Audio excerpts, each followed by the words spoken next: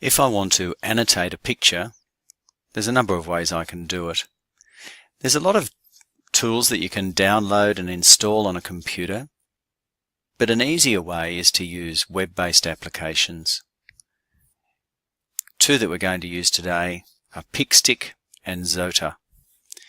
With Pixstick, I simply go to the website and launch Pixstick.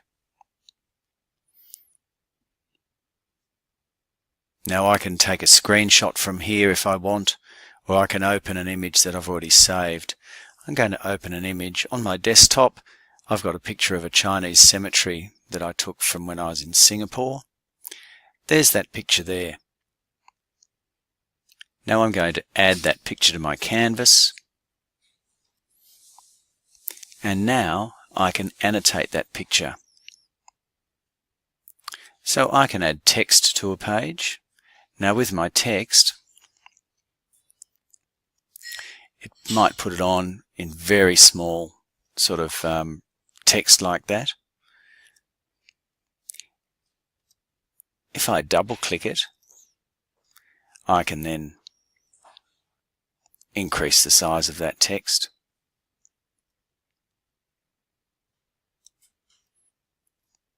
And I've just made it much bigger, so I need to show the text box so I can see. With that text box selected, I can choose a different color. I can place that anywhere. Now you might have seen me click back on the text tool. So when I click on text, there's that text. In order to select it, just select that again so that nothing is selected. Click on, click off, and while it's not selected, then I can drag out those text boxes. So if I wanted to add an arrow, it's going to be red,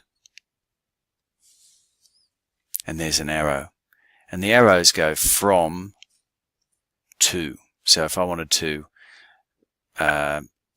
label this circular area here, I would start there. Similarly, if I click back on there, now nothing is selected. Now I can select that arrow if I want, and I could make it bigger, change the color. So I've got lines that I can draw,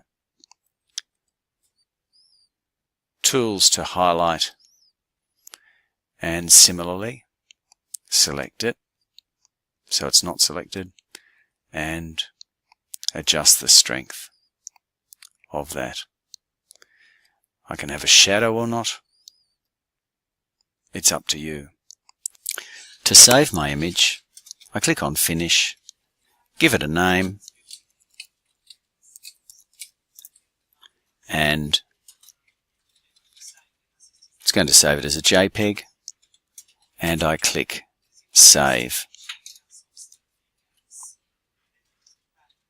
It asks me where I want to put it. I'll pop it on the desktop, click Save, and now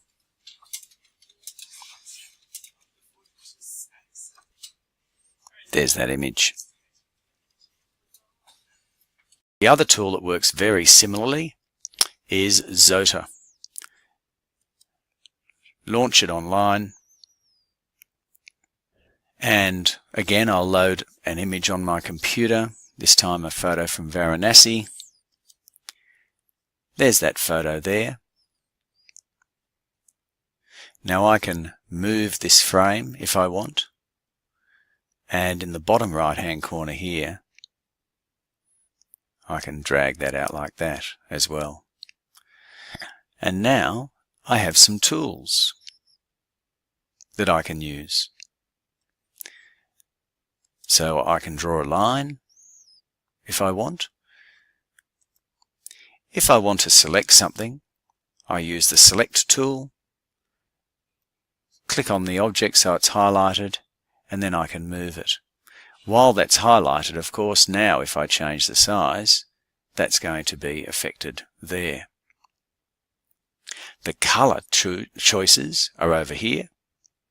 So while something is selected, I have an arrow.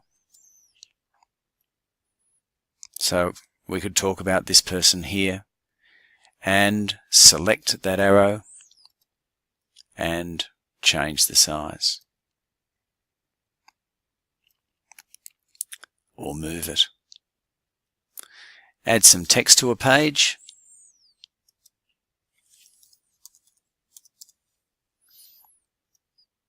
And if that text is too small, use the select tool, click on the text, adjust the size. So those of you familiar with Sketch, this is very similar.